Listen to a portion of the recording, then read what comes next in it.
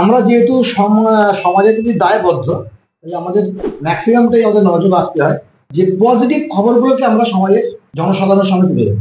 দেখা যাচ্ছে কোনো একটা ঘটনা ঘটেছে, তার মধ্যে সেই ঘটনার ইম্প্যাক্টটা নেগেটিভ যদি আমি সমাজের সামনে নিয়ে আসি, সেটা দেখা যাচ্ছে যে আমাদের সেই সমাজটা একদম এফেক্টেড হয়ে যাবে।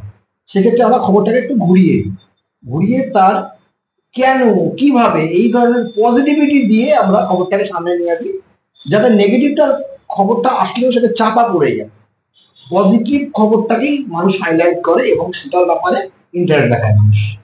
সেদিক দিয়ে বাবুলদা, এখন তো বাবুলদা বলে কি বলছি, বাবুলদা তো এখন তো পজিটিভ জিনিসটা নিয়ে সুমনবাবু বললেন, কিন্তু আমরা দেখতে পাই কি নেগেটিভিটি বেশি ছড়ানো হয় একটা কোনো কিছুতে আকর্ষিত করার জন্য।